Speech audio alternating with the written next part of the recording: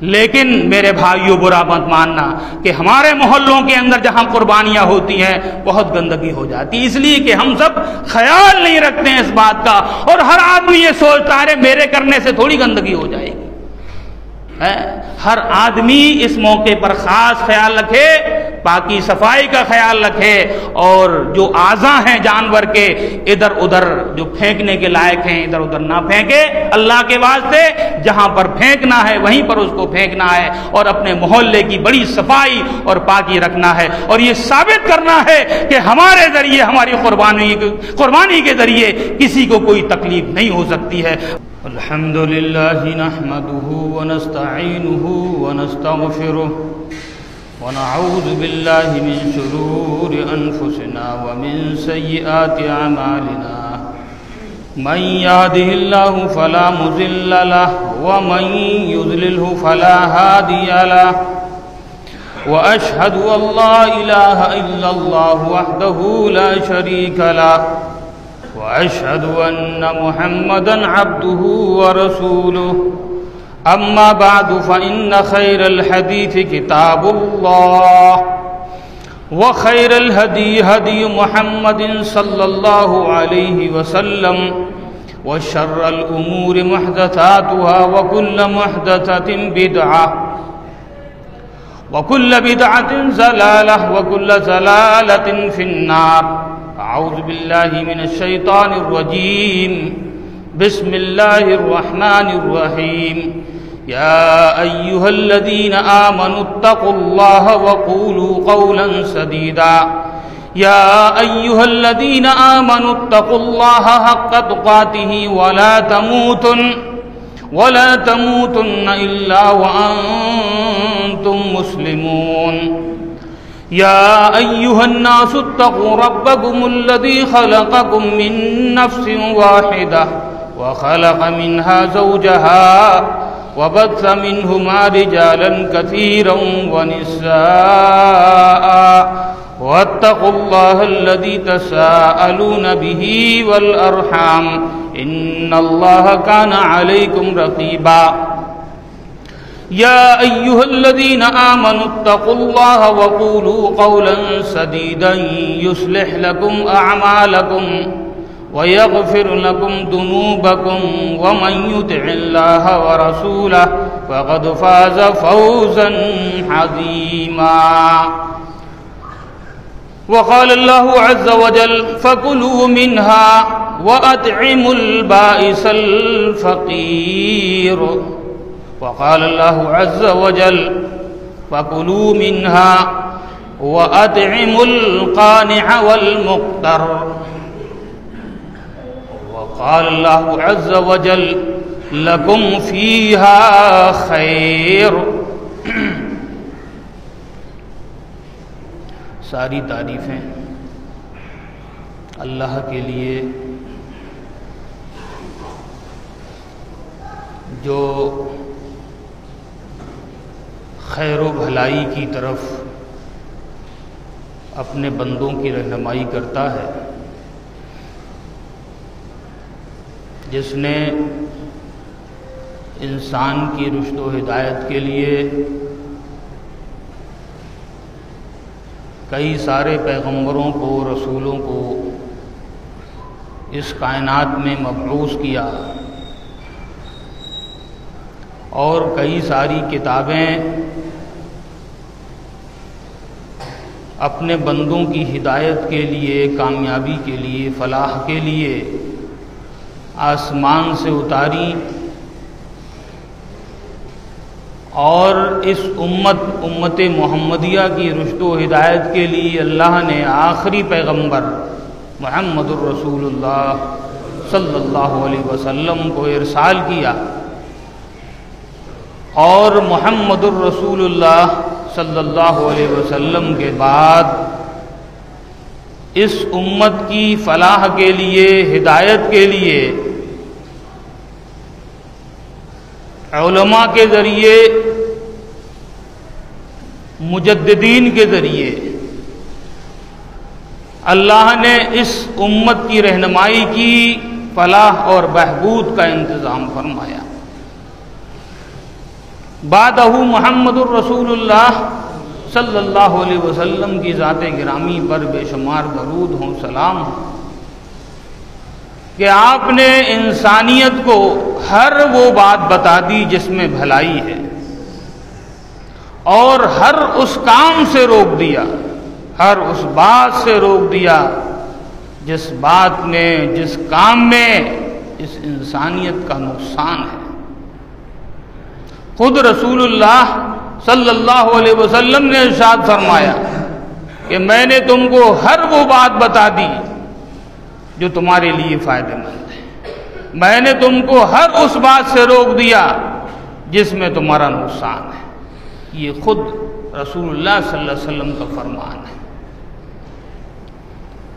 میں نے سورہ حج سے 2-3 آیتوں کے ٹکڑے تلاوت کیے آپ کے سامنے۔ قربانی کا موقع ہے، ہم جہاں پر اپنے قیمتی مال سے جانوروں کو خرید کر ان کا خون بہاتے ہیں، ان کا گوشت کھاتے اور کھلاتے ہیں، یہ قربانیاں کرتے وقت اور ان جانوروں کو ذبح کرنے سے پہلے ہم کو اس قربانی کی اہمیت کو بھی سمجھنا چاہیے کہ یہ قربانی جو ہم کرنے جا رہے ہیں اس کی کیا اہمیت ہے اور تاریخی لحاظ سے اس کی کیا حیثیت ہے۔ کیوں؟ اس لیے کہ جتنا میڈیا ترقی کرتی جا رہی ہے اتنا ہی زیادہ اس قربانی کے اوپر اعتراضات بھی ہوتے جا رہے ہیں۔ جب خود قربانی کرنے والے لوگ اپنی قربانی کی اہمیت اور حیثیت نہیں سمجھیں گے تو ایک دن ایسا بھی آ سکتا ہے کہ جب زیادہ اعتراضات بڑھیں، جب زیادہ مخالفت بڑھے تو لوگ قربانیاں کرنا بند بھی کر سکتے ہیں۔ ایسا بھی ہو سکتا ہے، ایسے حالات بھی ہو سکتے ہیں، اور آگے آنے والے حالات کا کسی کو کوئی پتہ نہیں۔ اس لیے ضرورت اس بات کی ہے کہ جو سنت رسول اکرم صلی اللہ علیہ وسلم نے ہم کو عطا فرمائی اور جو ہم زور و شور سے کرتے ہیں، شوق سے کرتے ہیں، دلچسپی سے کرتے ہیں، اللہ کو خوش کرنے کے لیے کرتے ہیں، اس کی اہمیت اور اس کی حیثیت بھی تو معلوم ہو جائے ہم کو کہ کیا اہمیت ہے، کیا حیثیت ہے، کتنی پرانی ہے یہ قربانی، کتنی قدیم ہے یہ قربانی۔ قربانی چاہے کسی شکل کی ہو، قربانی چاہے جانوروں کی ہو، قربانی چاہے وہ مال کی ہو، قربانی چاہے وہ انسانوں کی ہو، قربانی چاہے وہ مشرکانہ ہو، قربانی چاہے وہ توحید والی ہو، اس قربانی کی بہت لمبی تاریخ ہے، بہت پرانی ہے۔ بلکہ اگر میں یہ کہوں تو غلط نہ ہوگا کہ یہ قربانی اتنی ہی پرانی ہے جتنا پرانا انسان ہے۔ یہ قربانی اتنی ہی پرانی ہے جتنا پرانا انسان ہے۔ یعنی جب انسان آیا اس دھرتی پر اسی کے ساتھ قربانی بھی شروع ہو گئی تھی۔ یہ اہمیت ہم کو جاننا چاہیے نا بھائی، قربانی کی یہ حیثیت ہمارے علم میں ہونا چاہیے تاکہ ہم بتا سکیں کہ آپ قربانی پر اعتراض کر رہے ہیں۔ پرائے تو پرائے، اپنے لوگ بھی کبھی کبھی کہہ دیتے ہیں کہ بھئی اتنے سارے جانوروں کو کاٹنے سے کیا فائدہ ہے، اتنے پیسے اکٹھے کر کے کوئی یونیورسٹی قائم کر دو، کوئی ہاسپٹل بنا دو، کوئی ایسا کام کر دو جس سے قوم کو فائدہ ہو، قوم کے بچوں کو فائدہ ہو۔ اتنا مال خرچ کرنے کا کیا فائدہ ہے؟ وہ تو ہم آج کے اس خطبے میں آپ کو بتائیں گے کہ کیا فائدہ ہے، اور آپ کو انشاءاللہ سمجھ میں بھی آ جائے گا بھی قربانی کوئی ایسی ویسی چیز نہیں کہ لیا بکرا اور جو ہے کاٹ دیا، ذبح کر دیا، خریدا۔ اپنے بال بچوں کی خوشی کے لیے؟ ارے نہیں بھائی، ایسا کچھ نہیں ہے. یہ قربانی بڑی عظمت والی قربانی ہے، یہ قربانی بڑی حیثیت والی چیز ہے، اس کی ایک تاریخ ہے، ایک اتہاس ہے. میں نے کہا کہ جب سے انسان آیا، جب سے قربانی شروع ہو گئی. وہ تو آپ کو معلوم ہے، میں نے اشارہ بھی کیا اور میں نے درس میں بھی بتایا تھا کہ حضرت آدم علیہ السلام کے دو بیٹوں نے قربانی پیش کی، حابیل نے اور قابیل نے. اور بالکل شروع انسانیت کی بات ہے، یہ انسانیت شروع ہو رہی ہے. ابھی انسان ابھی اس دھرتی پہ اترا ہی ہے اور نسل اس کی چالو ہوئی ہے. بس بچے پیدا ہونا شروع ہوئے ہیں اور ابھی سے اس انسان کی قربانی شروع ہو گئی. قابیل نے اور حابیل نے دونوں نے اپنے اپنے انداز سے قربانی پیش کر دی اللہ کے سامنے. اب اللہ جانتا ہے کہ کس کی قربانی قبول ہونے والی ہے اور کس کی قبول نہیں ہونے والی ہے. لیکن یہ تو ہم کو خود حابیل کے قول سے پتا چلا جس کو قرآن نے ہمارے سامنے پیش کیا ہے. حابیل تو ہزاروں اور لاکھوں سال پہلے گزر گیا، لاکھوں سال پہلے، لاکھوں سال پہلے اس نے ایک قول کہا، ایک جملہ کہا اور اس جملے کو قرآن نے ہم کو بتا دیا. حابیل نے کہا تھا اپنے بھائی قابیل سے کہ جب قابیل کی قربانی رب کے دربار میں قبول نہ ہوئی، اس کو ریجیکٹ کر دیا گیا، اس کو مردود قرار دے دیا گیا اور کہا گیا کہ تیری قربانی قبول ہونے کے لائق نہیں ہے. اور حابیل کی قربانی قبول ہو گئی اور اس سے کہا کہ تیری قربانی کے اندر تقویٰ تھا، للہیت تھی، خلوص تھا، اس لیے تیری قربانی قبول ہو رہی ہے. اور قابیل کی قربانی میں خلوص نہیں تھا، تقویٰ نہیں تھا، اس لیے اس کی قربانی کو واپس کر دیا گیا، رد کر دیا گیا. تو حابیل نے قابیل نے کہا، قابیل جس کی قربانی ریجیکٹ کر دی گئی، اس نے کہا، قابیل اپنے بھائی سے حابیل سے کہا کہ لأقتلنک، میری قربانی قبول نہ ہوئی، تیری ہو گئی، پتہ نہیں کیسے میں تجھ کو ماروں گا، میں تجھ کو قتل کروں گا. تو حابیل نے اس کے جواب میں کچھ نہ کہا، صرف یہی کہا کہ تو مجھ کو قتل کر یا کچھ بھی کر، تو جانے، تو گناہ تو سمیٹ لے گا، میرا اور اپنا بھی، لیکن میں تو یہی کہوں گا کہ انما یتقبل اللہ من المتقین. دیکھ بھائی میرے، قربانی اس کی قبول ہوتی ہے جس کی قربانی میں تقویٰ ہوتا ہے، خلوص ہوتا ہے. تو مجھ سے حسد کیوں کر رہا ہے؟ تو مجھ سے جلن کیوں کر رہا ہے؟ تو مجھ سے چڑ کیوں رہا ہے؟ میری قربانی میں تقویٰ تھا، خلوص تھا، للہیت تھی، اللہ نے قبول کر لی. تیری قربانی میں یہ چیز نہیں تھی، اللہ نے اس کو رد کر دی.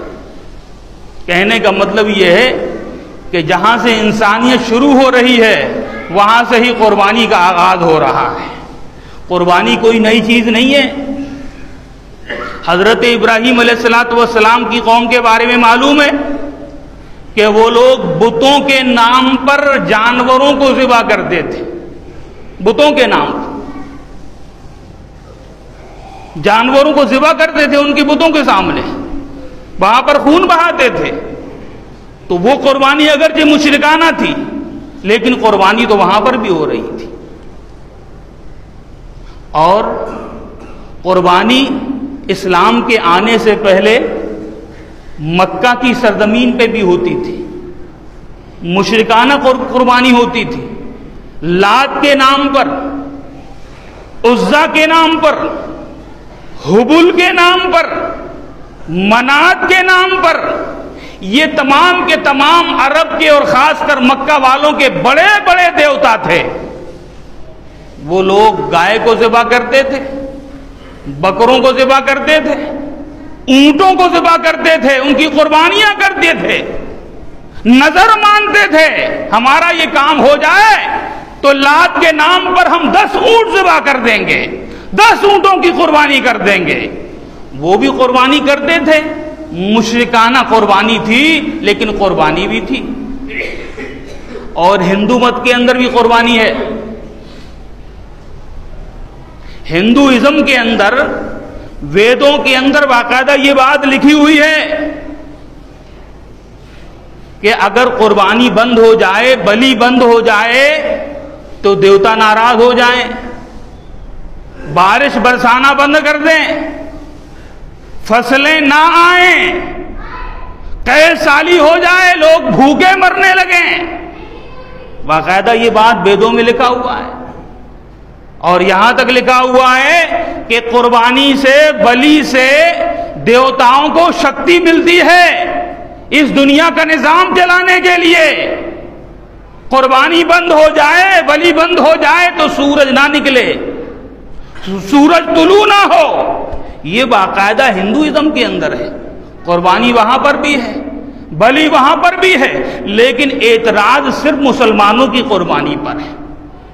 اور میں یہ بات کہتا ہوں کہ ہمیشہ یہ پوری تاریخ انسانیت کی بتاتی ہے کہ ہمیشہ اعتراضات اسی پر ہوئے ہیں جو بات حق رہی ہے اور سچ رہی اور صحیح رہی ہے. اعتراض ہمیشہ حق پر ہوتا رہا ہے, سچ پر ہوتا رہا ہے, نیکی کے کام پر ہوتا رہا ہے. شرک کے نام پر کتنی بھی قربانیاں ہوں, کفر کے نام پر کتنی بھی بلیاں چلیں, لیکن کوئی اعتراض نہیں ہوگا. اعتراض صرف اسلام کے نام پر اللہ کو راضی کرنے کے لیے جو قربانی ہوتی ہے اسی پر اعتراض ہوتا ہے. یہ قربانی بڑی قدیم ہے. یہ تو قربانی جانوروں کی ہے.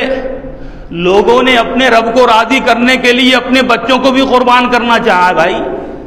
اور تاریخ میں 2 مثالیں تو ہم کو ملتی ہیں ایسی. ایک تو حضرت ابراہیم علیہ السلام نے اپنے بیٹے اسماعیل کو گرا دیا, مینا کے میدان میں گرا دیا جا کر اللہ کو راضی کرنے کے لیے. اور ایک واقعہ آپ کو اور بھی یاد ہوگا, وہ بالکل ماضی قریب کا ہے, اسلام کے آنے سے پہلے کا ہے. اللہ کے نبی جناب محمد الرسول اللہ صلی اللہ علیہ وسلم کے دادا, نام سنا ہے نا ان کا, دادا کا, رسول صلی اللہ علیہ وسلم کے دادا عبد المطلب. عبد المطلب کو خواب میں یہ بات دکھائی گئی کہ زمزم کا کنواں جو پٹ چکا ہے, بند ہو چکا ہے, اور بڑے زمانے سے کسی کو پتہ نشان نہیں کہ زمزم کا کنواں ہے کہاں. ان کو یہ بات خواب میں دکھائی گئی اللہ کی طرف سے. اسلام نہیں ہے ابھی, اللہ کے رسول ہی پیدا نہیں ہوئے ابھی, کہ دیکھو بھئی فلاں فلاں جگہ زمزم کا کنواں ہے جو برسوں سے پٹا ہوا ہے, تم کو اس کو کھودنا ہے, اس کو تلاش کرنا ہے, لوگوں کے لیے اس کو کھولنا ہے. اور باقاعدہ وہ جو خواب دکھائی دے رہا ہے اس میں ان کو حکم مل رہا ہے کہ اس کو کھودو جا کے, ایسی ایسی نشانی ہے وہاں پر. کئی روز ان کو خواب دکھا عبد المطلب کو. جب کئی دن تک ان کو خواب نظر آیا تو انہوں نے اپنے چاہنے والوں سے مشورہ کیا, کیونکہ وہ قوم کے سردار آدمی تھے, ان کے ہاتھ میں خانہ کعبے کی متولیت تھی, ان کے ہاتھ میں زمزم کے کنویں کی بھی ذمہ داری تھی, اگرچہ وہ پٹ چکا تھا.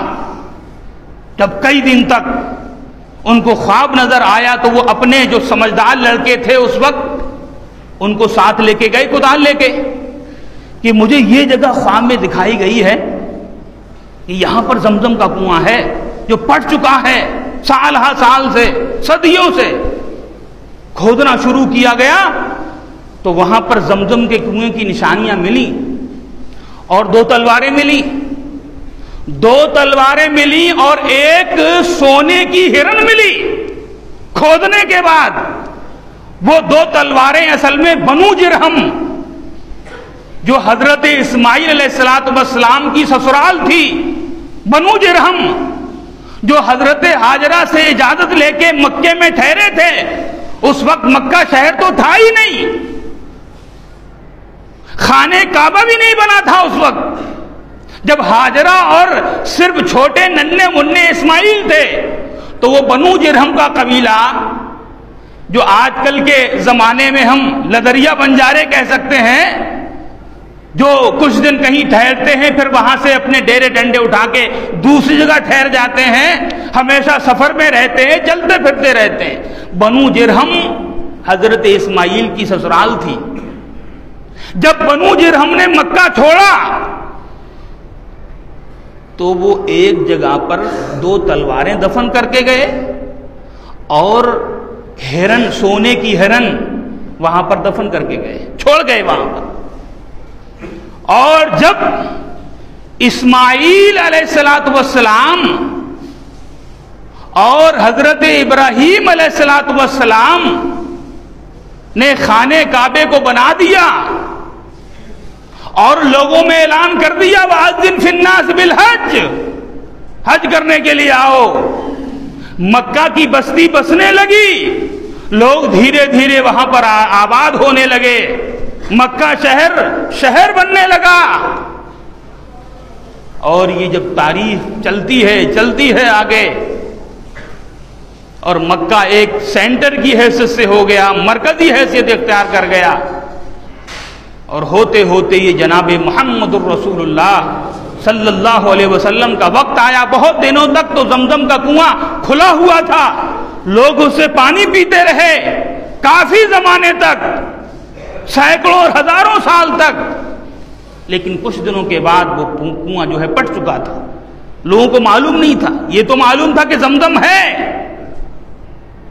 زمزم یہاں کہیں ہے، لیکن لوگوں کو معلوم نہیں ہو رہا تھا کہاں پر ہے، اتنی بڑی سرزمین پر کہاں دیکھا جائے، کہاں کھودا جائے۔ یہ اللہ کی رحمت ہوئی رسول اکرم صلی اللہ علیہ وسلم کے دادا کے ذریعے کہ عبد المطلب کو خواب میں دکھایا گیا، کھودا گیا تو نشانیاں ملی، اور کھودا گیا تو زمزم کے کنویں کی اور واضح نشانیاں مل گئیں۔ اور اس کے بعد جب مکہ کے دوسرے لوگوں کو پتا چلا کہ عبد المطلب نے وہاں پر کھدائی شروع کی ہے اور زمزم کا کنواں ملنے والا ہے، سب آئے اور عبد المطلب سے جھگڑا کرنے لگے، ارے تم اکیلے ہی کام کر رہے ہو، ہم کو بھی اس میں شریک رکھو۔ عبد المطلب نے کہا کہ تم کون ہوتے ہو؟ میں نے یہ اکیلے جو ہے شروع کیا ہے، مجھ کو اللہ کی طرف سے رہنمائی ملی ہے، میں اکیلا یہ کام کروں گا۔ بہرحال عبد المطلب نے کھدائی چالو رکھی اور ایک دن ایسا آیا کہ زمزم کا کنواں واضح طریقے سے مل گیا، اور وہاں سے پھر سقایا کی ذمہ داری یعنی پانی پلانے کی ذمہ داری سونپ دی گئی، حضرت عباس رضی اللہ عنہ کے ہاتھ میں آئی، اور اس کے بعد اسی خاندان میں یہ سقایا کی ذمہ داری ایک عہدہ چلتا رہا۔ اسی درمیان عبد المطلب نے نظر مانی کہ اللہ اگر تو مجھ کو 10 بیٹے عطا فرما دے، یہ کچھ بیٹے ہیں 10 ہو جائیں پورے، اور 10 کے 10 بڑے ہو جائیں، کام کاج کے لائق ہو جائیں، جوان ہو جائیں، تو میں نظر مانتا ہوں تیرے لیے کہ میں ایک لڑکے کو تیرے نام پہ ذبح کر دوں گا، قربان کر دوں گا۔ 10 لڑکے ہو گئے، جوان ہو گئے، نظر پوری کرنے کا وقت آ گیا۔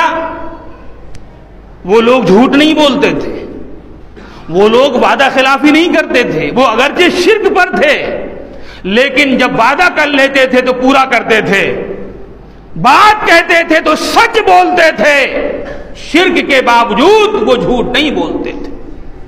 جب 10 لڑکے عبد المطلب کے ہو گئے، 10 جوان، تو کہا کہ اب ایک لڑکے کو مجھے ذبح کرنا چاہیے، میں نے نظر مانی ہے، اللہ سے وعدہ کیا ہے۔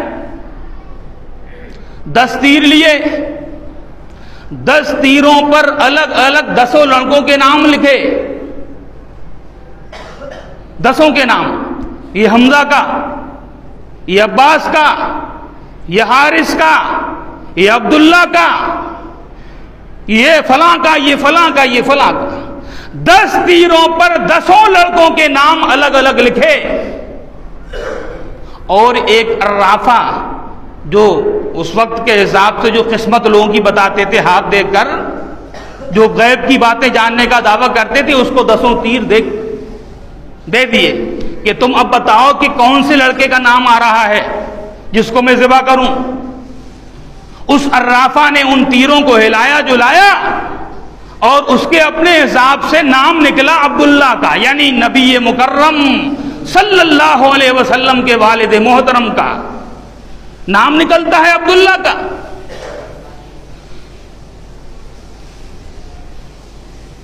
عبد المطلب کو پتا چلتا ہے کہ عبداللہ کا نام نکلا ہے۔ اب عبد المطلب اپنی نظر کے حساب سے اپنے چھوٹے بیٹے عبداللہ کا ہاتھ پکڑتے ہیں، انگلی پکڑتے ہیں اور لے جا رہے ہیں ذبح کرنے کے لیے۔ ہاتھ میں چھری ہے، ہاتھ میں چھری ہے اور اپنے بیٹے کو ذبح کرنے کے لیے لے جا رہے ہیں۔ عبداللہ کی ننیان والوں کو پتا چلتا ہے، نانا نانی ماموں وغیرہ سب کو پتا چلا کہ ہمارے بھانجے کو، ہمارے نواسے کو عبد المطلب مکے کے سردار ذبح کرنے کے لیے لے جا رہے ہیں۔ ہاں سب آ گئے، پوری ننیال آ گئی، کہا ہمارے نواسے کو، ہمارے بھانجے کو تم ذبح کرو گے، ہم نہیں ہونے دیں گے ایسا۔ عبد المطلب سب نے پرزور وروध کیا، اور کچھ دوسرے لوگ بھی آ گئے، مکے کے خاندان والے بھی آ گئے، ارے یہ کیا کرنے جا رہے ہو آپ عبداللہ کو ذبح کرنے؟ بولے کہ میں نے اللہ سے وعدہ کر رکھا ہے، میں نے نظر مانی ہے اللہ سے، اس کو کیا کروں گا، اس نظر کو، اس کو تو پورا کرنا پڑے گا۔ تو لوگوں نے کہا ایسا کرو کہ اسی عرافہ کے پاس جاؤ، وہ اس کا راستہ نکالے گا۔ عرافہ وہ عورت تھی، وہ راستہ نکالے گی اس کا۔ عبد المطلب اس کے پاس پھر جاتے ہیں، کہا صاحب سارا مکہ وروध کر رہا ہے میرا، میں تو اپنی نظر پوری کرنے جا رہا ہوں لیکن سارا مکہ میرا وروध کر رہا ہے، کیا کروں، کوئی راستہ بتائیے۔ انہوں نے کہا اچھا ایک راستہ ہے، قرآن اندازی کرو، ایک طرف اپنے لڑکے عبداللہ کو رکھو اور ایک طرف 10 اونٹ رکھو، 10 اونٹ، اور قرآن اندازی کرو۔ اگر قرآن تمہارے لڑکے کے نام میں آتا ہے تو پھر 20 کر دو، 10 کی جگہ اور 20 کر دو، 10 اور بڑھا دو اونٹ، پھر قرآن ڈالو۔ قرآن ڈالا گیا، پھر عبداللہ کا نام آیا، پھر عبداللہ کا نام۔ اگر اس نے کہا کہ اگر 20 ہونے کے باوجود بھی عبداللہ کا ہی نام آئے تو 30 کر دو، پھر بھی اس کا نام آئے تو 40 کر دو۔ اس طرح سے اونٹ بڑھاتے جاؤ جب تک کہ اونٹوں کے نام میں قرآن نہ آئے۔ عبد المطلب واپس آ گئے اور اس عرافہ کے بتائے ہوئے مطابق قرآن ڈالنا شروع کیا۔ عبد المطلب قرآن ڈالتے تھے، اپنے بیٹے اور 10 اونٹوں کے درمیان نام آتا تھا عبداللہ کا، 20 کرتے تھے پھر نام آتا تھا عبداللہ کا، 30 کرتے تھے پھر عبداللہ کا نام، 40 کیا پھر عبداللہ کا نام، 50 اونٹ کر دیے پھر عبداللہ کا نام۔ اللہ کو کیا منظور ہے؟ 60 اونٹ کر دیے پھر عبداللہ کا نام، 70 اونٹ کر دیے، قرآن اندازی کی گئی پھر عبداللہ کا نام، 80 اونٹ کر دیے پھر عبداللہ کا نام، 90 اونٹ کر دیے پھر عبداللہ کا نام، 10 اور بڑھائے گئے، 100 پورے کر دیے گئے، تب جا کے اونٹوں کے نام میں قرآن آیا، اور پھر 100 اونٹ عبد المطلب نے ذبح کر دیے مکے سے باہر جا کر۔ اور 100 اونٹ جہاں پر ذبح کیے، سب کو چھوڑ دیا گیا کہ بھئی اس کو جانور کھائیں یا انسان جو ہے اس کا گوشت لے جائیں، سب کے لیے آزادی ہے، سب کے لیے فری ہے۔ اسی لیے جناب محمد الرسول اللہ صلی اللہ علیہ وسلم فرمایا کرتے تھے کہ میں 2 ذبیحوں کی اولاد ہوں، صحیح حدیث ہے، میں 2 ذبیحوں کی اولاد ہوں۔ یہ 2 ذبیح کون ہیں؟ ایک تو ذبیح اللہ اسماعیل ہیں، اور دوسرے ذبیح آپ کے والد محترم جناب عبداللہ ہیں۔ تو لوگوں نے اپنے رب کو راضی کرنے کے لیے، اپنی نظر پوری کرنے کے لیے، اللہ سے کیے ہوئے وعدے کو پورا کرنے کے لیے اپنے بچوں کو بھی قربان کرنے کے لیے تیار ہو گئے۔ یہ تو جانوروں کی قربانی ہے، انسان کے مقابلے میں جانور کی کیا حیثیت ہے؟ کہنے کا مطلب یہ ہے کہ قربانی بڑی قدیم ہے، قربانی کی بڑی حیثیت ہے، بڑی عظمت والی قربانی. اور جو لوگ کہتے ہیں کہ قربانی جیو ہتیا ہے، جیو ہتیا جانوروں کی ہتیا ہے، اور پھر اس کے ذریعے اسلام کے اوپر یہ اعتراض جڑ دیا جاتا ہے کہ اسلام کے اندر رحم نام کی کوئی چیز نہیں ہے.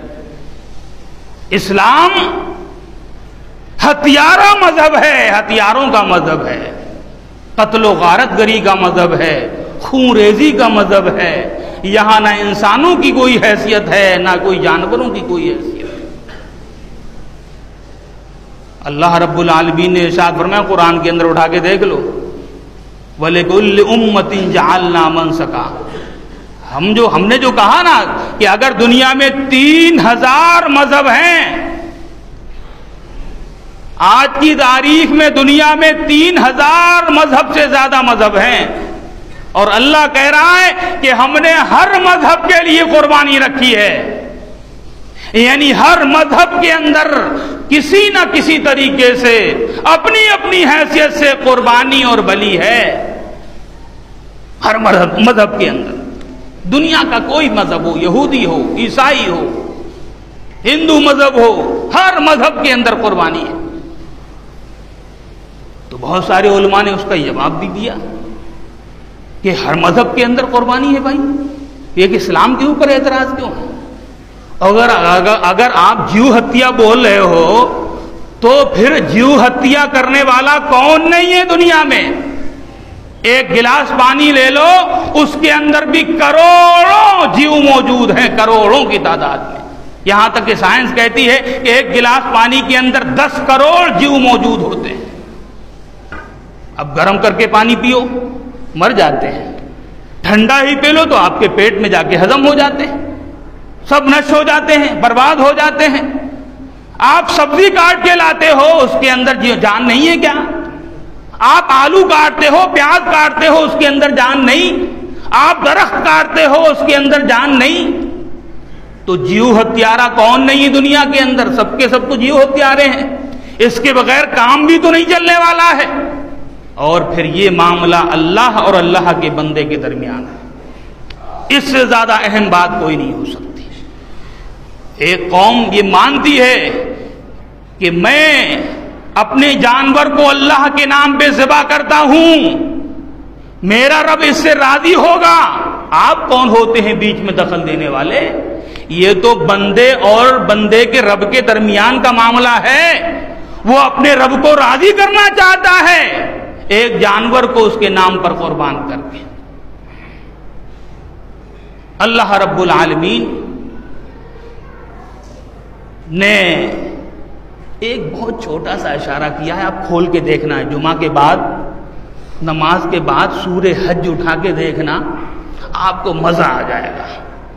جہاں اللہ رب العالمین نے قربانی کے بہت سارے فائدے بتائے، جیسے یہ کہا اللہ رب العالمین نے کہ بھی سال بھر یتیموں کو، مسکینوں کو، محتاجوں کو، غریبوں کو اچھے قسم کا گوشت کھانے کو نہیں ملتا.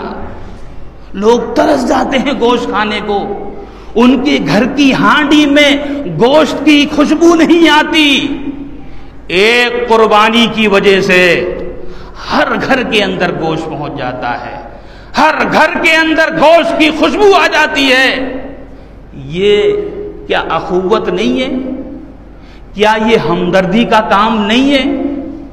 کیا یہ ایک دوسرے کے ساتھ مساوات کا کام نہیں ہے؟ یہ امیری اور غریبی کو مٹانے والا معاملہ نہیں ہے؟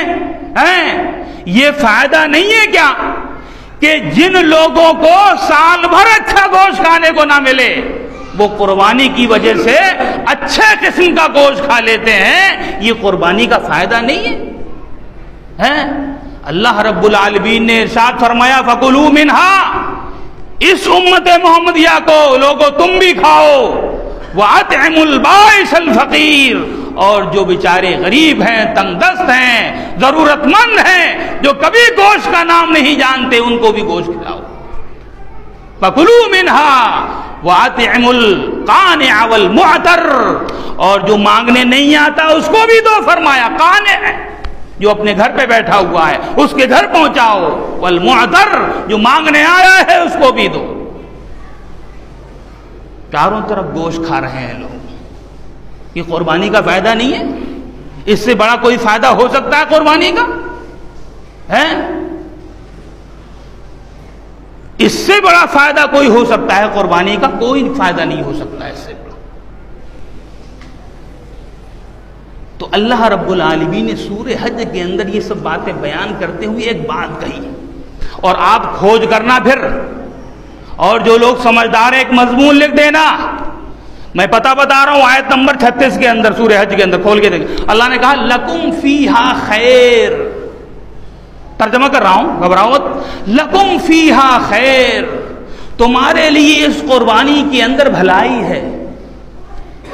اس جملے کا سرچ کر کے مضمون لکھ ڈالو، پیپر میں لکھ دے دو، پیپر میں دے دو، میڈیا کے جو لوگ ہیں میڈیا میں دے دو، لکم فیہا خیر۔ قرآن نے بہت بڑی بات کہی ہے قربانی کے بارے میں، تمہارے لیے اس قربانی کے اندر بھلائی ہے۔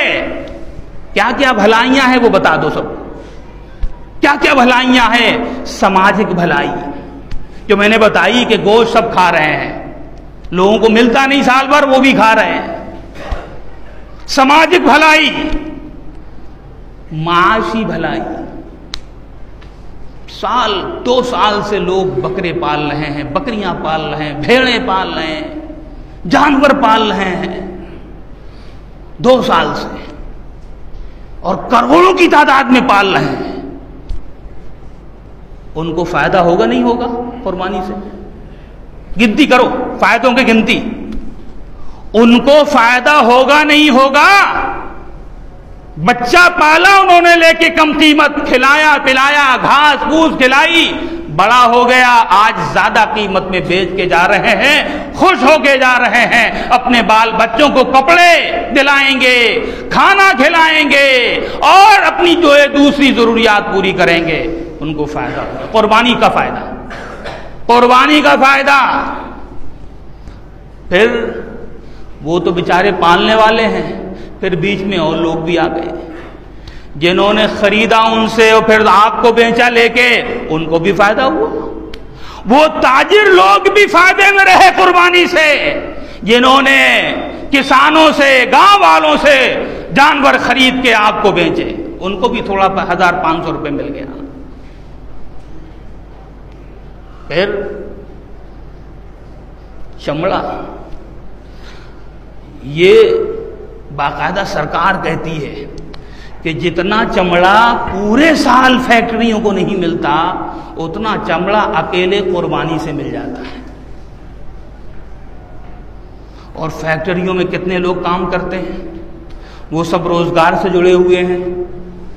پھر یہ چمڑا ہم کو کیا کیا دیتا ہے وہ سب آپ حساب کتاب لگا لیجئے، بیگ بن رہے ہیں، جوتے چپل بن رہے ہیں، یہ بن رہا ہے، وہ بن رہا ہے، کتنا کام ہو رہا ہے۔ کہاں سے ہوگا یہ کام، کہاں سے آئے گا یہ کام؟ اگر قربانی نہیں ہوگی، قربانی کا چمڑا نہیں ملے گا۔ اور پھر کتنے لوگ چمڑے کی تجارت کر رہے ہیں، کتنی فیکٹریاں ہیں، جا کے دیکھو کانپور میں، میرٹھ میں، مدراس میں، چنئی میں، کتنا بڑا کاروبار ہے۔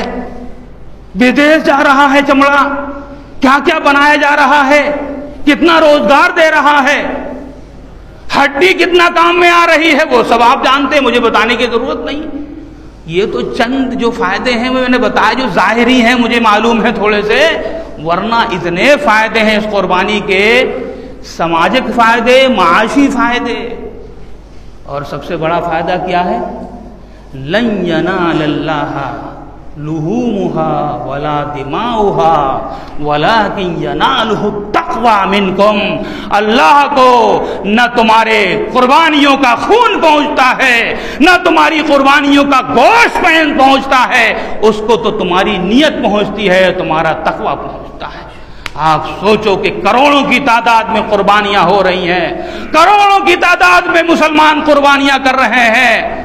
اللہ رب العالمین کو مسلمانوں کا تقویٰ پہنچ رہا ہے. مسلمان ان قربانیوں کی وجہ سے پتہ نہیں کتنی مصیبتوں کو ٹالتا ہوا اللہ تعالیٰ. کہو سبحان اللہ تو کہہ دو. اللہ تعالیٰ ان قربانیوں کی وجہ سے شہروں میں دیہاتوں میں کتنے کتنے مالدار لوگ، غریب لوگ، میڈیم طبقے کے لوگ اپنی گاڑی کمائی اپنے پیسے سے خرید کر جانور قربان کرتے ہیں. میں سب کی گارنٹی نہیں لے رہا ہوں، لیکن بہت سارے لوگوں کے دلوں میں تقویٰ ضرور ہوگا، اللہ کو راضی کرنے کا جذبہ ضرور ہوگا، اور پتہ نہیں اللہ تعالیٰ اسی جذبے کی وجہ سے ہمارے دیش کی کتنی ساری مصیبتوں کو ٹال دیتا ہوگا. یہ قربانی کے فائدے نہیں ہیں.